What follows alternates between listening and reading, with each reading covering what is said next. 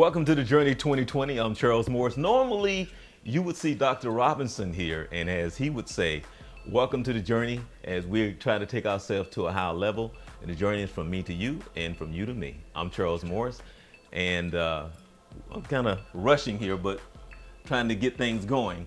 But there's nothing like live television. And we have to fill a whole hour. And one of my guests just said, for real, we're going to be here for a whole hour. But originally we started out, I ran into a lady a few weeks ago, and you're going to really like this because the journey is inviting a few people that's coming on, like Lucille O'Neill. We're going to talk about her in a few minutes. But the show that's coming to town, and I have a card here, Shin Young, which is a very high produced show that's coming to the Performing Arts Center on I think it's the 8th and the 9th. So we're gonna have a guest on called Van Wynn to come on and talk about the show, and I think she's gonna have some tickets. So as you know, if you try to go to this show, I think the tickets are somewhere maybe about anywhere from $30 to $100, depending on where you sit in this place. So we're going to have her on as well. We're going to get more onto that. But again, I want to say I'm Charles Morris. Welcome to the Journey 2020. And I'm excited because my guests, we're going to kind of go way back, because I know you're excited because I put on Facebook that you're going to have a chance to win some tickets to this year's concert at the Zora Festival. So we're going to talk about that Saturday and Sunday. But more importantly, we're going to fill this hour. And I have my friend here that we go all the way back to when he was a little 7th grader. Well, you know what? Even in 7th grade, you can't say he was a little guy, because in 7th grade he was taller than everybody. So in high school he was 6'6", our center.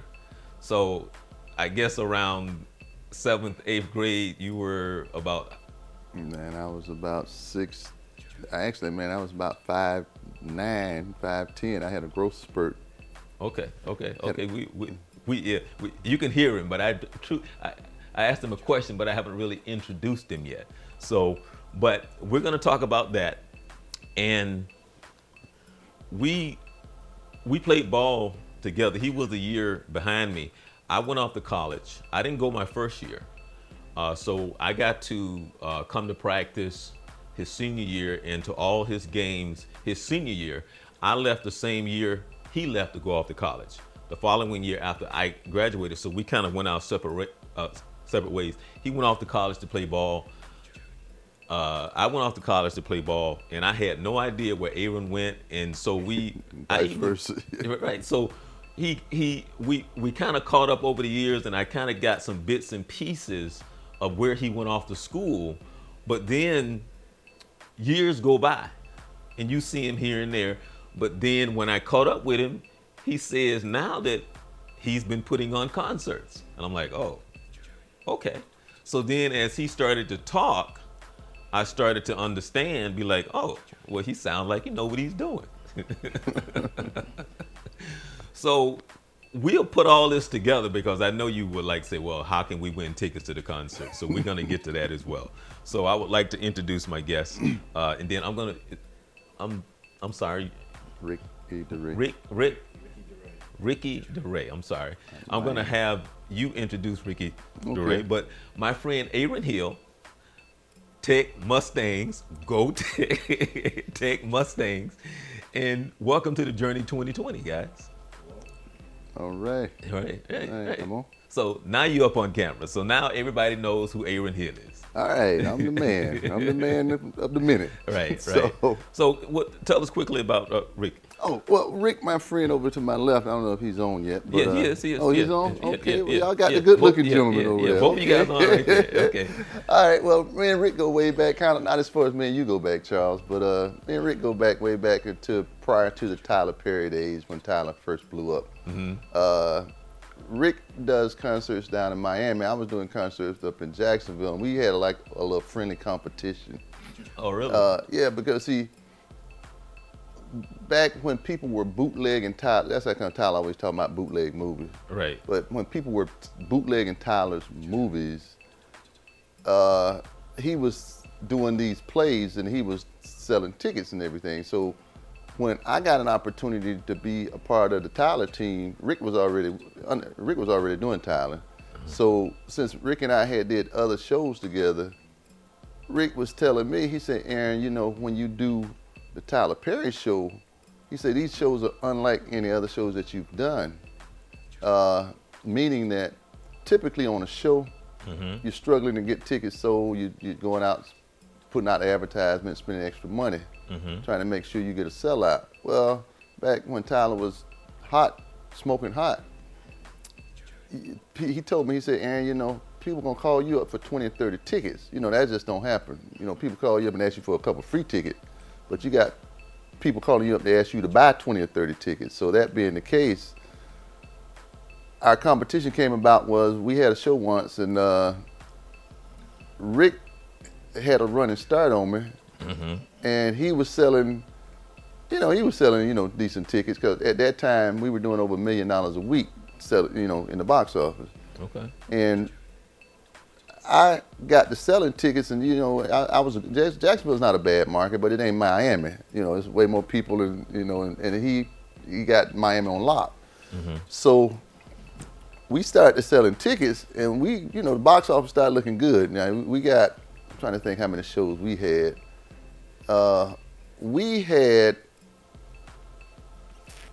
We did a Thursday, Friday, Saturday, Sunday. I think we did a Thursday, Friday, Saturday, Sunday. 2 on Saturday, 2 on Sunday, matinees.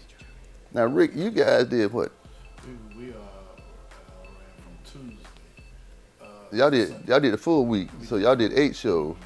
Okay, so he got more tickets to sell than I do, and he got a bigger building because he got the James L. Knight Center, I got the Times Junior Center. We got 3,000 seats. They got, what y'all got, 48? 48, correct. Yeah, they got 4,800 seats. So just by numbers alone, they got more tickets to sell than I do. But anyway, I jumped out the box running. You know, we comes out, boom, smoking. All right, I finally catch up with Rick because he had a running start on him, but I finally catch up with him, then I passed him. And I called up Rick and started talking trash. Hey, man, I got this under control. We gonna sell out everything. All right, one weekend, now we way ahead now, so we got, we probably $500,000 in the box at this time. One weekend go by, and because we get the ticket count, and we talking to Rick. I say, Rick, where you at? Yeah, man, we just at 750,000. 750,000. Wait a minute, man. What did you say? 750? Because I know you couldn't be there. 750. Because that was like $100 and some $1,000 jump over the weekend. $200,000 over the weekend. That can't be right. So I said, man, I think he's pulling my leg. Yeah, man. Yeah, I ain't worried about that. I got you. He said, no, man, that's what it is. So we call out to Dallas. I call out to Dallas to confirm it because that's where everything is coming out of. Man, I call out to Dallas. He said, yeah, man. So I called back down to Miami and I said, well, man, what y'all doing? Giving away tickets? And because that can't be right. But anyway, needless to say, they wound up doing over $1 million. I think we wound up doing like 900 or something. Yeah, y'all did about 1.2 mil. 1.2 million. Yeah, and that's a box office record. Box office record. And we talking about in a week now. Okay. We were doing $1 million a week. And then what I did was, because I left Jacksonville, I was doing Savannah too. Now we did Savannah, and then during this time, Savannah, they got a 2,600 seat over there at the theater. Right. But we did the arena part, the basketball arena, because what they did was Tyler came in and started doing, because they were selling so many tickets, Tyler came in and started putting up stages on top of, putting up curtains and stuff around the stage that you do concerts in. And we did in Savannah in 2 days, we did about $400,000 in 2 days. Now that you just don't do that in Savannah, Georgia. Right. But like I say, man, during that time we were doing $1 million a week. So, that was the good old days, Those days I don't know if we'll ever see again. But You know what? I wanna back up a little bit because you know we skipped Yeah. from when you went to college. Right. Okay. I remember you saying something about Iowa. Right. Okay. Now imagine a little Southern boy Oh. Hey. leaving Jacksonville, going up to Iowa. Hey, man. Because I actually went to school. I actually went to school in Maine. Yeah. So you know what I'm dealing with. Yeah. Yeah. I went to school in Maine and Boston. So you know, so I'm not sure how that happened because we never did hear. I mean, you never did tell me that story about how you ended up there or how you got the basketball connection for them to give you the scholarship for you to go to. Okay, let me tell you how I wound up in Iowa. Okay. You know, growing up, you remember, I don't know if you remember when I was in the band. Then we had my brother, we had the little group and stuff. Right. So, you know, during the summertime, Charles, and I think this was before I got to Tech because, you know, when I came out of junior high school, did you go to Gorey? Yeah. Because come on now. That's right. Okay, so, but you know, I didn't play a lot of ball over at John Gorey. Right. Okay. Because, you know, actually I was kind of tall, but I hit my growth spurt from 9th grade over the summer to 10th grade because we was out on the road. I remember being up in, we was out on the road. I remember being in Chicago. That's why you don't remember Kemp as much as you should have. Right. Yeah. Okay. All right. Yeah. So, because that's all we did, brother, over at Gorey was play ball. But you know, I remember that's I remember, all we did. Yeah. We was dominant. Yeah. It was like a dynasty over there. Yeah, dynasty. Yeah. We was like the ball players that ran Duval County. Right. Because all the talent came up out of there. We took the championship every year. Right. Yeah. Yeah, but see, this is how I wound up in Iowa, man. Okay. During the summertime, we used to go on tour because the band, we was on tour during the summertime, and we was everywhere, man. We was up in, I remember back in the day we was up in Indiana, and I remember seeing the Jackson 5 bus on the highway and got excited. That was way back when they had they was just popping. Right. I remember being in Chicago, up at the hotel. Now I don't remember the shy lights, but you know, but I do remember being over in Chicago. We was in Chicago. We was in Indiana. We was, we was all over the place. Philadelphia. We was everywhere because we was toured during the summer. And then when we got back, we would, we back into school. Well, during that summer, man, I had a growth spurt. You know, I went from probably 5'9", 5'10" to 6'2", 6'3". You know. All my clothes hadn't got. And then, Charles, that's how come, you know, back in the days when we was going to the park every day playing ball, that's how come I was able to handle the ball as a big man because I was no big man. Right. You know, the big man thing came, but I still had my little skills. Right. And I still had my quickness from being the little kind of short guy. Right. So what happened was one of our buddies, you remember Donnell, Duck? Right. You know, Duck, Donnell, Ernest, they used to come get me. I was a little young one of the bunch. They used to come get me, and we used to go up to the park, Forest Park, and we used to play the little, you know, we played the little 3 on 3 or 21 or whatever we was doing. So, and I don't know if you remember Mike Davis. You remember Mike Davis? It was over at Paxson. Mike had, I think he was playing. He had went to Maryland. Okay. He had a scholarship to Maryland. When he left Maryland, he played for the Knicks. He was on the Knicks. That's not Sea Dog, is it? No. Sea Dog was over in Europe too. Sea Dog was over in London. Yeah, Sea Dog was in London. Okay. You know, and then he had that accident. No. Oh, you didn't know that? No. But we can talk about that later. But yeah. Okay. Yeah. Go ahead. All right. So when I was coming up out of high school, because you know Donnell and Ernest didn't go, but Donnell and Mike Davis was friends. You know, because Mike was, I don't know, I think Mike been a little bit older than Donnell, and Donnell was older than me. And I think Donnell and them, I only played with Donnell and them like 1 year, because Donnell was a couple years older. Donnell was 2 years older than you. Right. Okay. So what happened was, you know, I was coming in from John Gorey, and I was, you know, when I got over there, you know, I was just good, but I was green. Right. You know, so as we went on, we were Mike had come home through one summer, because I remember hanging out with him over at his condo. We was out there in Arlington during that time. And we had, you remember when we went up to visit a couple colleges? Remember when we went up to Georgia, Middle Georgia, or whatever? Right. Okay, when I left there, because, we went up there and did a little ball thing, and the man wanted us to do the visit. Well, Mac had told me, he said, man, the dude called him back and say, man, I'll crawl down there to get me to sign up there with him. Right. And but I wasn't trying to. My thing was, I was tired of being in the South, so I wanted to get away. So what I wound up doing was, I went up to if you remember Dave Bean, Dave Bean played for Detroit. Right. Yeah. Okay. Dave had won the All-Star game MVP that particular year. Yeah, I remember that. Okay. Well, what happened from there was Mike had invited, Dave Bean has a camp, he was having a camp during that time up in the Pocono Mountains up in Pennsylvania. Well, it was during the summertime, and I remember I had one of those little summer jobs that the city give you. Oh, yeah. Okay, well, and then what I wound up doing was this, man.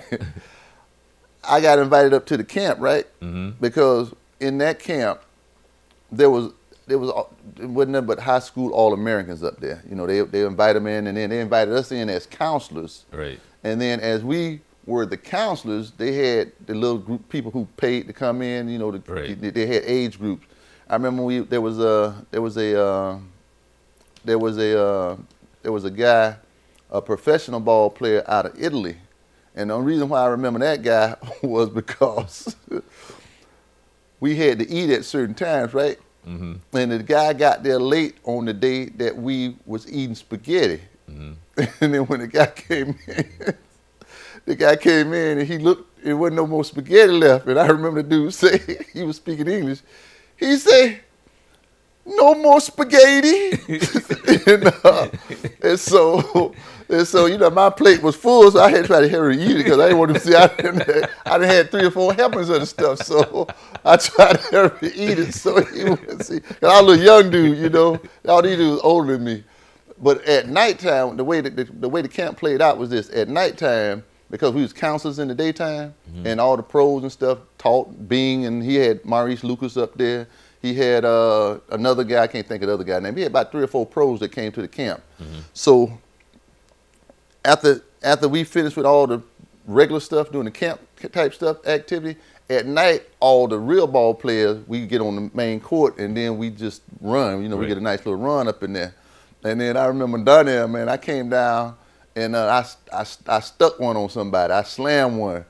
Duck said, "Man," he said, "Man, you gonna make it." That's what he was telling me. Right. And so when I was up there, I got, because I was supposed to go to Western Kentucky. Okay. But I was wanting to get away, man. That's how I wound up in Iowa. I was wanting to get away. Wait a minute. You had a chance. Wait a minute. I had a chance to go to Western. Wait. You now see, you're gonna have to explain this one to me. You had a chance to go to Western Kentucky versus Iowa, and then you pick Iowa versus Western Kentucky? Let me tell you how. And that was during the time when Western Kentucky was right. Yeah. Because Western Kentucky has a history of being a good ball player. Yeah. So you actually picked Iowa over Western Kentucky? Well, let me tell you how that played out. Man, Western. Okay, when I was at the camp, right, they had all these college coaches because they ain't got number blue chips up in there. Right. You got Sam Bowie. The way they had us in those, we had in the camps. The way the camp was set up is you had to walk about. I think you had to walk because all the camps and stuff there. They had cabins out in different locations for the different campers, and we was up in the mountains. Now we up in the Poconos. And they had bears up in there, right?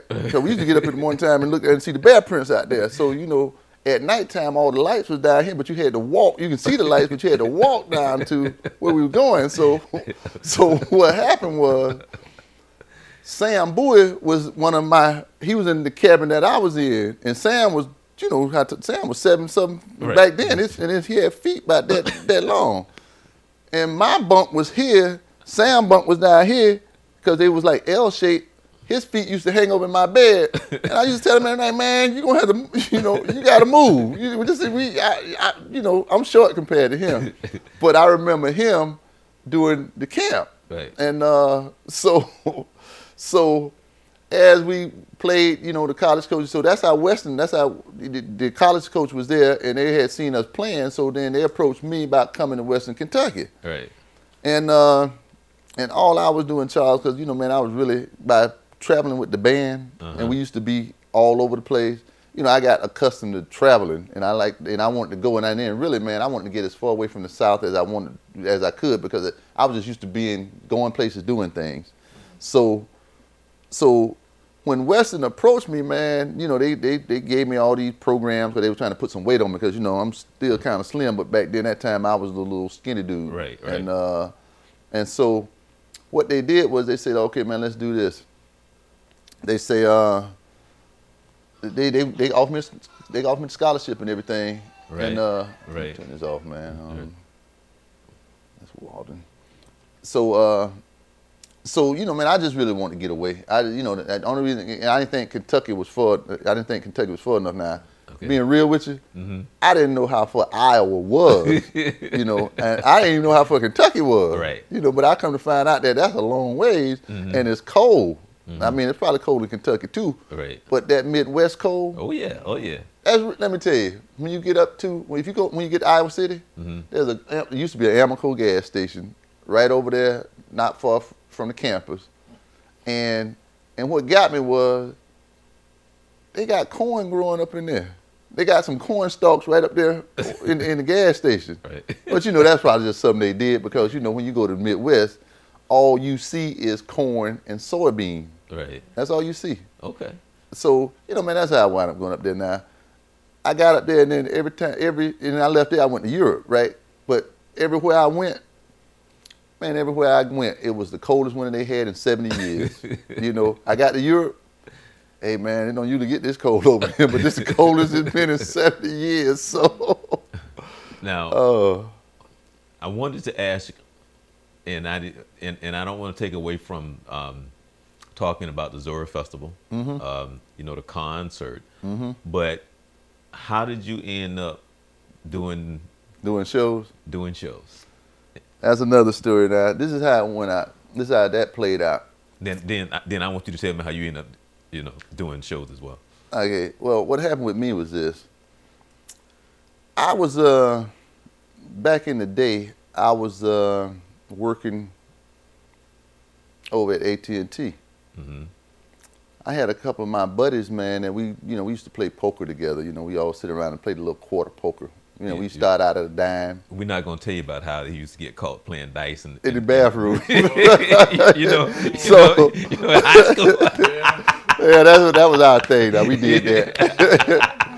but yeah, that's another story. Yeah. Go back to your story. So I had a buddy of mine. We used to play poker, so he was doing shows. Right. And his uncle, which you met Arthur, but his uncle, he used to do Teddy Pendergrass all the time. I ain't had the slightest idea about doing shows or nothing like that. But the guy approached me one day. He said, man, Aaron, I got this show, man. You want to come in on it and get a piece of it? I don't know what he's talking about because I don't know nothing about shows. So he explained it to me. He sat down and explained it to me. And, I think I might be able to do that. I mean, because I had a couple of dollars because, early on when you're doing shows, it's all about you got to have some money to put in. Right. Well, he said, man, I'm going to put together this show, blah, blah, blah. And I can remember it was the 69 boys because they had that little song, Whoop, There It Is. Right. And so we did it was a back-to-school jam that we did. It was the 69 boys. There was some group out during that time called This and That or something. And there was a couple of them. We had a whole bunch of them on there. I didn't know half of them who they were. But, all I had to do is put a couple of dollars in, go to the show, hang out, and stick your chest out because you're doing it.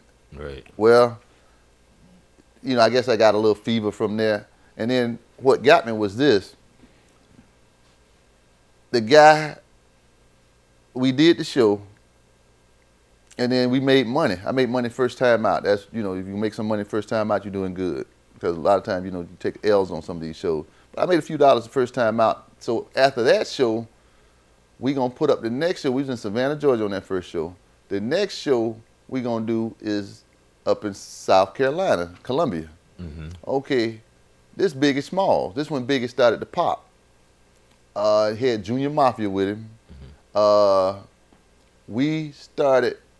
So we went up there, the guy, he knew the business. So, we get up there, we staying in the hotel. We big in the same hotel and wilding. I'm talking about, Biggie, you just have to know Biggie. And I can remember Biggie, when you did his shows, he required on his rider, meaning that's what they want you to have for them. On his rider, he said that he had to have 100, was it 100? Or maybe 25, I can't remember what it was. 25 or 50 roses. And that's what it was. He needed 25 roses, and he had to have, or was it 100 or 200 $1 bills, because he had that song, Get Money. So when they start singing that song, Get Money, everybody started throwing money out in the audience. It was $1 bills, but it looked like it's raining. Right. So we did that, and then we did him in we did Biggie in a couple of different places.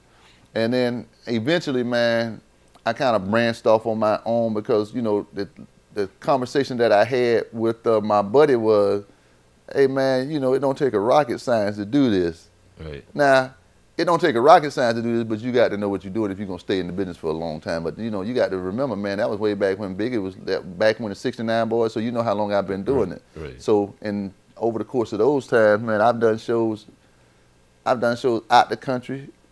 I done forgot cities I've been to. I done been to so many cities, I done forgot where they are. I kind of remember where I was and what I did. And then there's a handful of cities that you remember certain things about. And then, you develop relationships, because it's like right now, man, I can probably call up somebody in most of the Chicago back east, all the way up and down, everywhere. And then, there's people like Rick here that you kind of have friends with, and you kind of stay connected to. Now, one of the things that I would like to do is, I would like to invite both of you back. I don't know if I'm going to be successful in doing this, but I would like to invite both of you back to talk about the business itself, the good and the bad, what it's like really, and so you can kind of educate us on what it's like to do this. We can't really talk about it at this time, but I'm pretty sure most people would be intrigued and by you, and I'm in an interview. I'll call you back. I know both of you have little stories, lots of stories on certain, not that you're asking for the gossip, but I'm pretty sure there's stories that you have that you can kind of like, you don't have to say who, but you can kind of say, well. Oh yeah, we got stories. We got some stories. If you're in this business, you got some stories. Hey man, we got some stories that don't even sound like they ought to be real. But I would love to invite the both of you back to just kind of get into the depth of that, to kind of educate us on what it takes really to get into this and to stay in, to maintain, but also how to be successful in it. So you're up. How did you get into it? Well, when I was, my mother had gave me. Put the mic up a little bit closer. My mother. Yeah. Okay. I'm from New York. I'm from Brooklyn, New York. Mm-hmm. And at an early age, my birth mother gave me away to an older lady by the name of Mother Brown. Mm-hmm. And I was raised up in the church. We call it the storefront churches back in New York. Okay. And as I got older, Charles, both of them. as I got older, I started liking quartet music. Mm-hmm. And I can remember the first song I sung. It was by the group called Julius Cheeks and the Nightingales, standing at the judge which got to be tried. So when I was going through school, the grade, elementary school, the junior high, I loved the gospel better than R&B. And then I met a young man called Tommy Hines out there on Long Island, and he was singing in the gospel group. So I never met a gospel singer before. So I was so excited, but I didn't know. I thought he was professional, but he was a local singer. So I was just took it. Oh yeah. And so I got him to come over my house to talk to Mother Brown. I started going to rehearsal with them. At the time I couldn't sing, and I started hanging around with them, and they turned semi-pro, and they went into politics. And I was hanging around. I started out being a valet, and from a valet, I went on up, started singing. After years go by, traveling with all the major gospel groups, Mighty Clouds of Georgia, Shirley Seeds, the Blind Boys, and I loved it, and I was eating it, and that gave me the passion First of all, you have to have the passion for whatever you do, because it looks good, but nobody don't know the story. Right. They see the glory, they don't know the story. And I started traveling, and all over the chitlin circuit. That's what they call it, chitlin circuit. And started traveling all over the United States. And then I got interested in promoting, and I left the group that I was called the Gospel Heavyweights, and I moved down to Miami, Florida. And I started promoting at a place called Studio 183. Studio 183 was a club, but it was a banquet hall that they played gospel, R&B, and everything. And I started promoting there in 1987. My first show with Mighty Clouds of Joy, and I was scared to death because the first day, the day of the show, I only had sold 125 tickets. And that was my first show. And I was scratching my head, and I said, Lord, what I'm going to do? I'm gonna lose all my little money, right? Yep. But the day of, I had a 900 walk-up. I said, So my next one, 2 months later, I started with Shirley Caesar. And I did good, and then as the time progresses, I started doing it more and more. And I didn't really make no revenue after about 3 or 4 years. But I kept continuing to do it because I had the love of it. And like I said, the passion. And then I met, like you said, I started meeting different folks. I met a gentleman called Al Wash. Now, I was only promoting quartets at the time. And I met Al Wash. That's when Kirk Franklin was taking off. That was Kirk. And Al was Kirk boy. That's right. And he said, Al told me the first show that I worked with Al, it was the Power 98 tour. You remember that? And Offer Promise, which is Tyler Perry promoter. That's right. Tyler was working with Al, and I worked with them, and I sold some tickets. Sold over $10,000 worth of tickets for them. And my relationship came with them, and I checked up with them, and they said, how much we owe you? Even though you see the show, but how much we owe? I said, I just want a relationship with you. You don't owe me a dime, as long as I can have a relationship with you. And that's when they started saying, oh, you're our man. And I started working with them. I started working with a lot of plays. That's when I met Aaron. I met Aaron on one of the plays. Man, we done did so many. We done did so many. Tell you which one it was. Stop the show. Anyway, we were doing plays. And then in 1998 and 99, that's when gospel started coming and being full front for concerts. Mainstream. Yeah. And it was cause they were putting a production behind gospel concerts, and the gospel the world never seen that. That's when Kirk Franklin, Fred Hammond, Yolanda Adams, Donnie McClayton, and I started messing with those shows. I forgot about the quartet for me. I said, this is the way to go. And we just started, and we started with Tyler Perry, like you said, and it was just amazing working with Tyler Perry, because till now I never worked with a show that we didn't even have to advertise on the radio or TV or no flyers. I mean, the man just sell tickets like crazy, and it was unbelievable. Everybody was going crazy. I had the radio station begging me to get Tyler Perry on the radio. Same here. Because they say we don't need the radio station. They said we don't know. Can you please? Really? Oh. They give you. I was getting free advertising. Yeah, they don't give you. They were hunting us down. Rick, I'm quite sure they were saying, Aaron, please tell them to call. If a show come in town without you using any media advertising, right? That makes them look bad. Well, see now, I was telling you, I've been working in media. I've been working in television for over 30 years. Yes, sir. That's the first time I've ever heard that. Hey, that's the first time we ever seen it. Yeah, that don't happen. You're right. That's the first time I've ever heard it. Working in radio, that's the first time I've ever heard that. And it was amazing. In Miami, the show wasn't until in October. That's right. The show was in October. We were selling tickets in July, like we was a week away from the show. Hey, man. I couldn't believe it. I called. I said, I can't believe what's going on. Hey. The man, the Tyler Perry, that's the only man I ever seen sell for black concerts like that.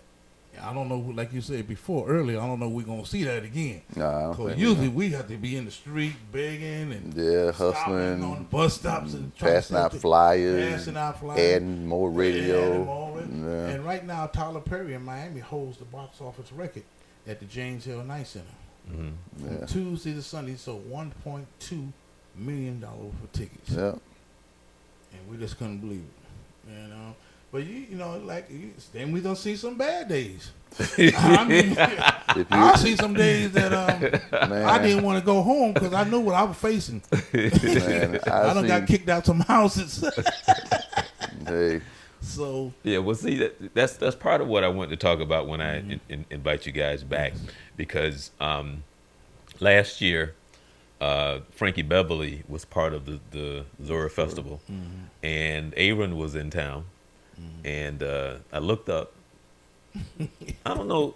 No, what happened was. This is what happened is because the sound guy tried to take the credit for me being a part of the Zora Festival, and I had to tell him. I said, no. The way it played out was I came up to have a meeting because I had just come off the road with Chris Brown, and Tom was doing the sound for those cities. Okay. And we had talked about the meeting in Eatonville way back when we was out on the road, because we were doing that up in I think it was November. We were doing that in November. So we did those shows in November, and then he said, man, at the end of January, I got my partner coming down from Atlanta.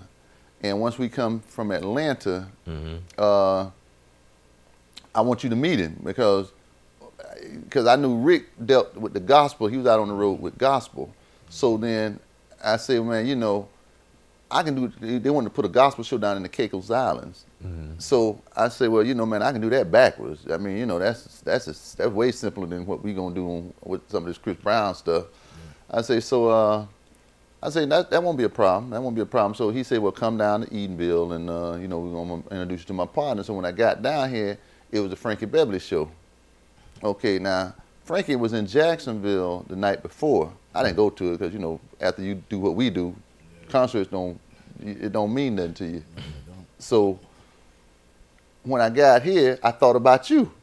I said, wait a minute, man. I didn't know you lived in Eatonville. I just knew you were living in Orlando. Right. I said, wait a minute, man. I got a partner of mine that lived down here. I looked at my phone because I was backstage. Right. I looked at my phone. I called you up and I said, man, I dialed you up and I said, yo, man, I'm in your city. If you remember, I said, man, I'm in your city. You said, where you at? I said, man, I'm at this thing. They doing Frankie Beverly at some.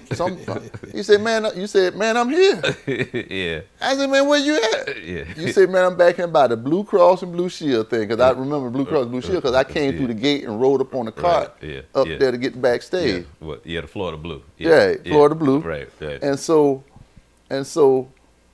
then remember when I came back to you, and we was looking around because I couldn't figure out why they had the VIP so far back from the stage. Right. I said, man, what they doing? And you told me, you said, Aaron, man, they don't really know that much about what they doing. They just do this kind of on the side. And you said to me, man, they really need somebody like you to come out here and show them how this thing supposed to be done. Now, I didn't come up here looking to do this. Right. But when you said that, I don't know if you remember, but when you said that, the light went off in my head. And I looked around and started looking. I said, man, look at all these people out here. And then I say, shoot, man, I could. And then if you remember, you introduced me to the mayor. And then they introduced me to some more people. And one of the people that you introduced me to was the lady NY. And she gave me her card. And I told her, hey, listen, I see what y'all doing, blah, blah, blah. I may be interested in seeing if I can help you guys move this thing, make it happen the way it's need to happen. So then she told me at the festival, she said she gave me her card. I gave her my number. I might have had a card too because I brought cards because I was supposed to meet his partner. So I brought cards. So I gave her one of my cards. And she said that I'll call you in about 5. She said, I'll call you in 5 or 6 weeks. 5 weeks later, my phone rang. 407 number. I'm thinking you called me from a different number because I ain't really got, I got a couple of other friends down here, but most of them programmed in my phone. You programmed my phone too. So it was NY. So she said, well, hey, I met you at the thing, blah, blah, blah. I said, okay. So then we just. Well, I think that was after I went by and said something to her, though. Right. Well, you didn't want to introduce me to the whole no, thing. I'm saying I think that was after we had talked, and Uh-huh. then Oh, I think, you went by and said something yeah, to yeah, her? yeah, Okay, yeah, so then she yeah, called me. You're right, yeah, Okay, yeah, okay. yeah. That's right, yeah. Right. So yeah. when she called me, we went back and forth, because every time there was an issue, I call you and say, hey man, Yeah, right. blah, what's going on? Right. I trust your opinion because Right. you know the Right. situation better than I do. Right. And then I think as I started moving it forward, that's when I called Rick and told Rick about it. Yep. And I told him, I said, man, we got this because we know people around the country, so if you're gonna do something in part of the country, he might call me and say, hey man, because when he out there on the road, because he manages the Mighty Clouds of Joy. So when he out on the road, he called me up and say, Aaron, we gonna be in Detroit on such and such date, man. We ain't got nothing on that Friday. If he on Saturday, he said, man, we open on that Friday or that Sunday. Can you find something? And then what I do is I get on the phone and call up some other people, and I get him on the phone, and then we talk about it and say, hey, listen, man, if y'all can get on the phone, we cut the deal with them. Excuse me. We cut the deal with them, and and I just pass it on to him. They people that I know, and then because he might know some people that I don't know. So when you got relationships like that, that's kind of how the business kind of go, man. If you good people, you got to develop. These are people. Like I've been knowing Rick for, man. We did shows down there. I've been knowing Rick for a long time. Them other guys I call, I got people, man. Like I said, there's people everywhere.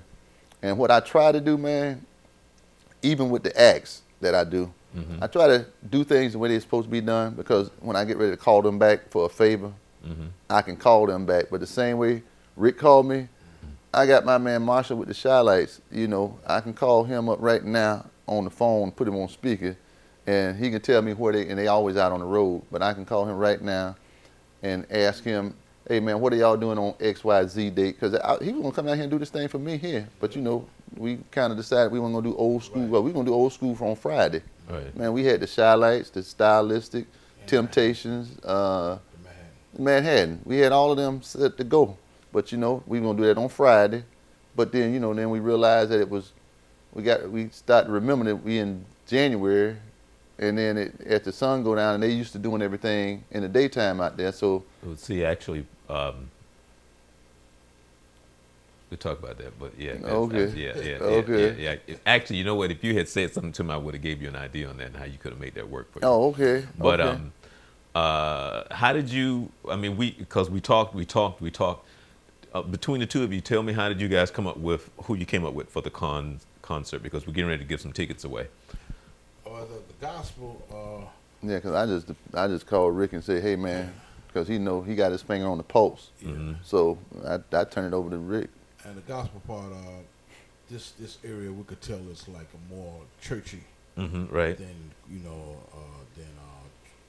traditional. So we came up with Hezekiah Walker, and which is a very, very outstanding artist, my homeboy from Brooklyn, New York. And Martha Munizzi, she's a white gospel artist, but she have a lot of strong, background.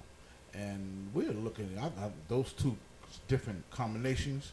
And when you got two different combinations in the same era of gospel music, you got two different audiences coming together. And it's gonna be real powerful. Also, we have some good local artists will be on the program too.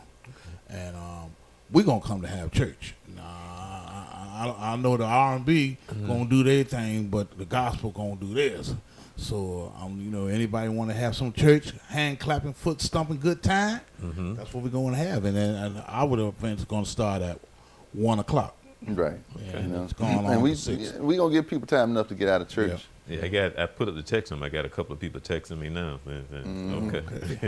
And then, now, and really, these weren't our original choices, because originally, we was going to have to. The original was talking about Kirk Franklin. Right, we were going to do Kirk. Tamla Mann, Shirley Caesar. Right. And those we already know, but the time frame had locked in on us. And what happens, this is what a lot of people who ain't in the business don't understand, is that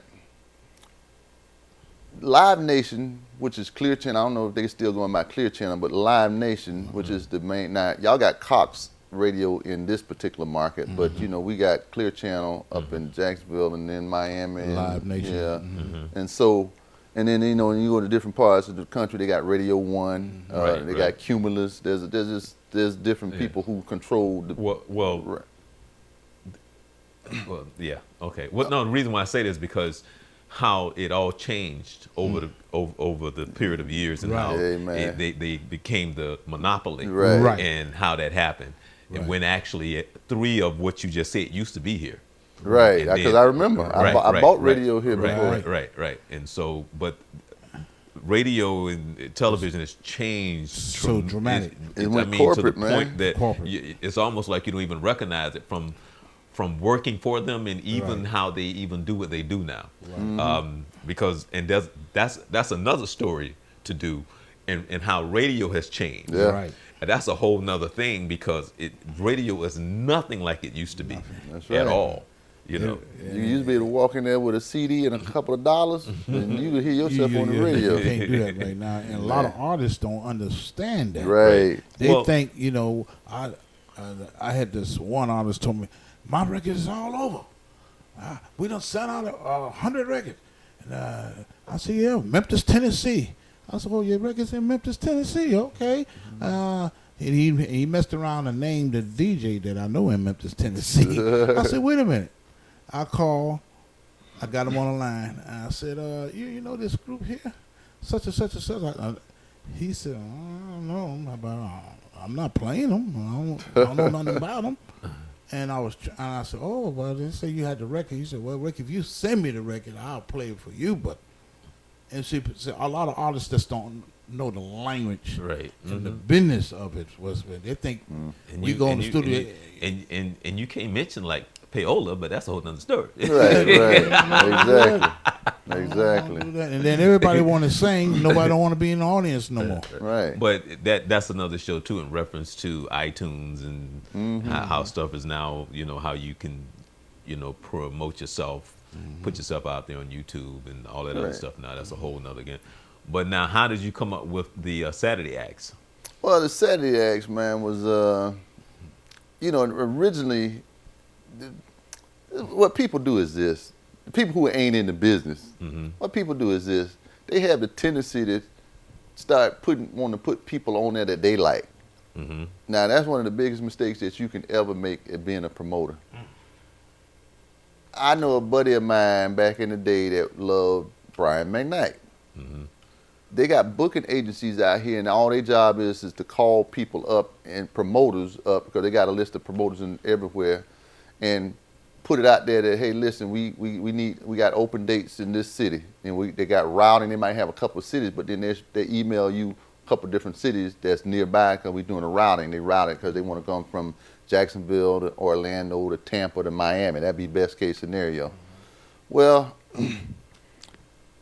dealing with the PEC, the powers that be, you know, I threw suggestions out there, but every time I threw a suggestion out there, they wasn't good enough.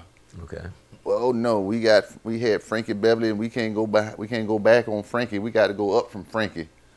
Well, now to me, Frankie just all right. Right. You know, there's a bunch of people out there. If I throw a show together now, Frankie is Frankie now. I give him that much, because there's people you can take Frankie to New Orleans every other month, and he gonna sell a bunch of, you know, that's just the nature of it. Right. You can take Frankie in most places because they got that cult following. Right. Now, I ain't saying you're gonna make no money, but you know, you're gonna have you got some diehard followers. Right. Well, our first choice, if you remember, was Earth, Wind, and Fire. Right, Earth, Wind, and Fire. Okay, well, we're going to do Earth, Wind, and Fire, you know, and I was going to do August Alsina on Friday for the kids and Salento and that kind of stuff. We're going to do the Friday thing, and then we're going to come back and we're going to do Earth, Wind, and Fire. I'm trying to think who else we was going to put on that show. It was Earth, Wind, and Fire, Fantasia. Right. Earth, I Wind, remember Fire, you talking Fantasia. about Kim. And Kim, that's exactly right. And Kim, that was our headline. We're going to put a couple of fillers in there. Right. Well, now that's a nice little lineup if you want to do it. Well, but the problem with that is, Charles, is that, you know, you want to be able to go back home and live. You know, you don't want to be living on the corner when you finish this show and you ain't made enough money because you had to pay them. Well, Earth, Wind and Fire was coming in at on a low offer was $150,000. Right. That's a low offer. Now they balking at that. They wanted $250. Right. I'm like, man, but they got Live Nation go in and they got truckloads of money. They go buy them up and they offer them millions of dollars. And the way that deal works is this: they'll buy you up for that amount of time, and then you exclusive to them. And then you may have to. The deal that they cut with you, they might say, well, you required to do 4 or 5, depending on what the contract say, 4 or 5 shows a week. So now they don't care because see, Live Nation, Clear Channel owns the billboards, they own the radio stations, they own the TV station, they probably own the building. Ticketmaster, they getting broke off, everybody getting paid. Well, you can't compete with that. You know, we can't compete with that. You know, now they got a handful of those big promoters like AEG. Who's them boys y'all did that Babyface show with down there? Gary. Yeah, I mean, but Gary can't compete with that. No, he showed. No, so what we did was this, Charles. To get back to what your question was, what we did was this: when you start trying to put a show together, you got to have your finger on the pulse. So you got to figure now, if you're trying to get an act that's big, there's only so many urban acts that's big. Right. So that means what you got to do is now either you got to do Gladys Knight. Yeah, that was somebody else that you were talking about. We tried to get Gladys, but Live Nation had Gladys, and this is one of the cities they take off the table that you can't go to because in case they decide they want to come here and make up all the money. Patti LaBelle. Well, now part of our problem was that they got the Soul Train cruise that's going out of Fort Lauderdale on Saturday. So if they flying out on a Saturday, man, the OJs, because I had the OJs. That's right. That's OJ. Right. You talk about the OJs. Well, the OJs on that cruise, Patty on that cruise. Right. Mostly everybody was on the cruise. Then they couldn't do the show on Saturday because they flying out on Saturday. They sailing out on Saturday. They'll do Thursday, and they were willing to do Friday.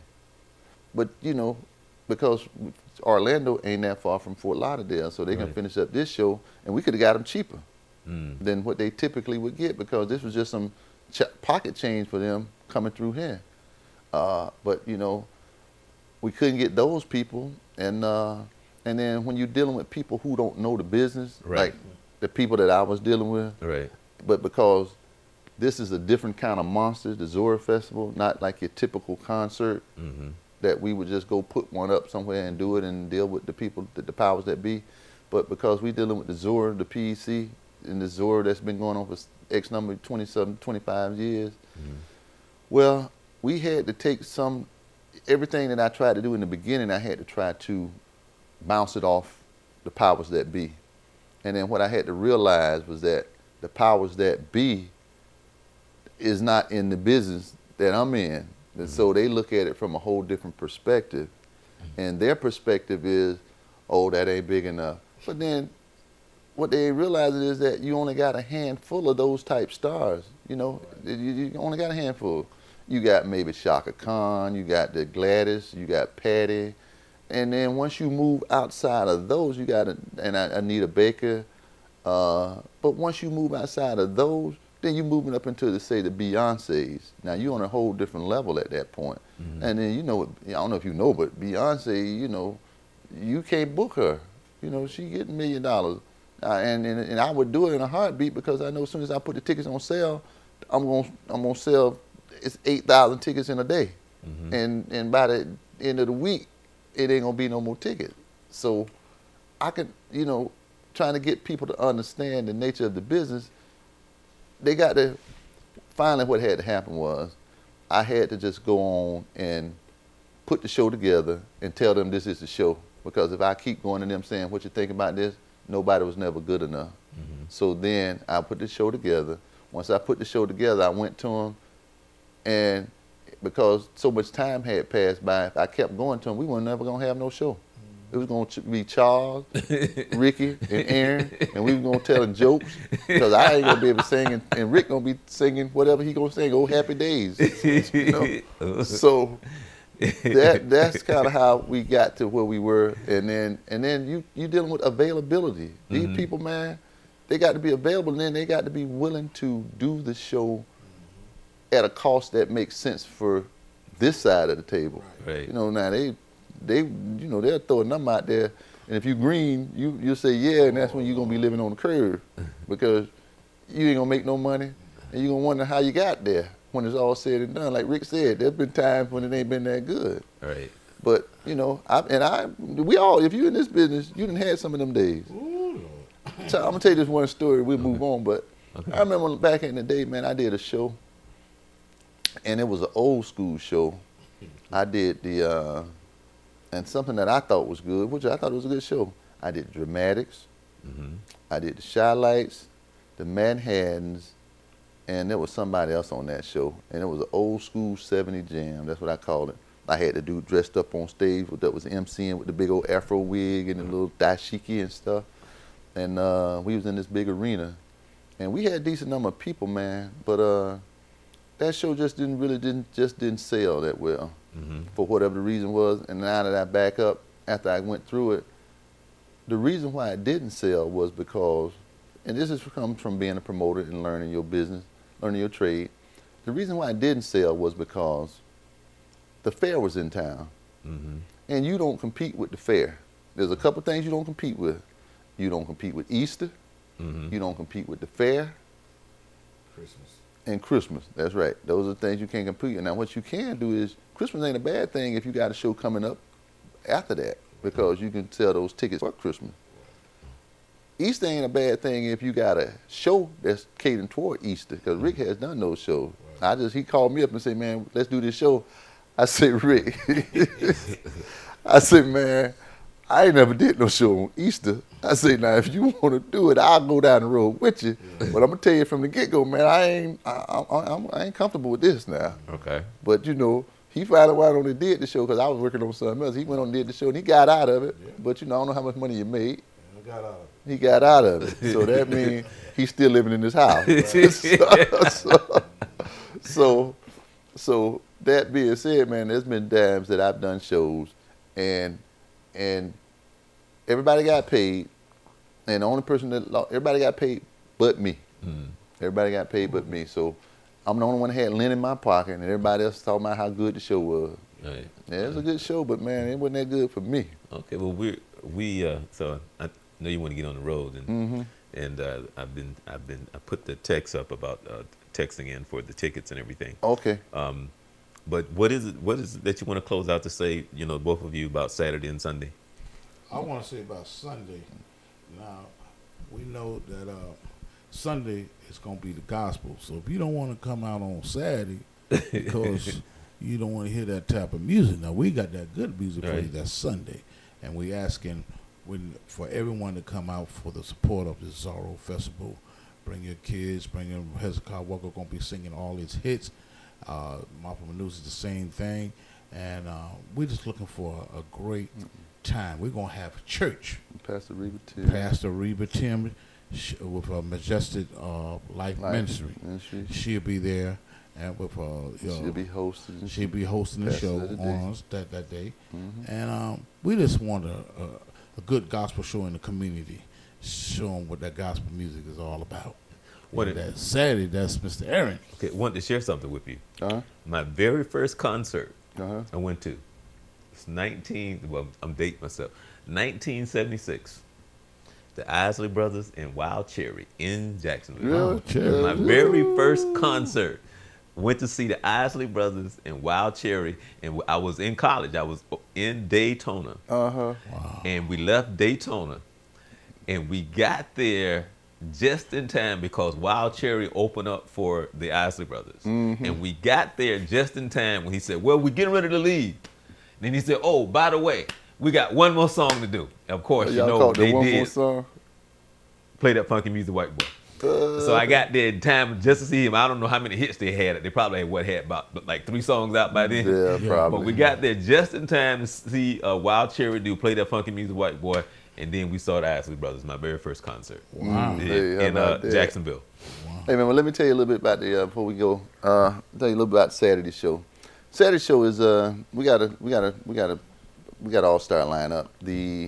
We got some comedians. We got Huggy Lowdown from Tom Joyner. I don't know if you know Tom is not in this market anymore, but you can find him. Well, I mean, people still do the app thing. Right. Okay. And then I know Tom Joyner do the little family reunion thing out there with Disney and stuff like that. Yeah. We got Huggy Lowdown. We got Steve W. Brown. If y'all don't know him, Google him. Steve W. Brown, funny brother. I'm surprised he ain't got his own special. He's just a funny guy. A-Train, A-Train is the guy that opens up for DL Hughley out on the road. So we're gonna have those 3 comedians. We got Keke Wyatt, Avant, Lyfe Jennings, and the Isley brothers. So they all coming and they all looking forward to it. They got bands and everything. So come on out and have a good time. The weather's supposed to be extremely nice that weekend. We're gonna carry it on into the night. I mean, it depends on how it flows. If they still playing, we're gonna flood the stage with some lights and we're gonna try to get them out of there close to 7-ish as we can. But sometimes when you got these comedians and you got these acts and they get in front of a lot of people, they have a tendency to get a little bit carried away. So, but that being said, like you said, they have the people to do what they need to do to try to get some of these tickets. Tell them. If you get your ticket, tell them Charles sent you, they might give you a discount. A big one, too. Yeah, it might not be that big, but we're going to make sure you get something. Okay. Might be a souvenir program or something, but we got programs, shirts, and everything. Plus, we'll have a lot of vendors out there with a good they got food, they got everything. Oh, well, people here that knows anything about Zora, they already know about the food. They know about the food, and they know about the art that's going to be there. Oh, yeah. Now, this year, it's going to be altogether different, though, Charles. It's not going.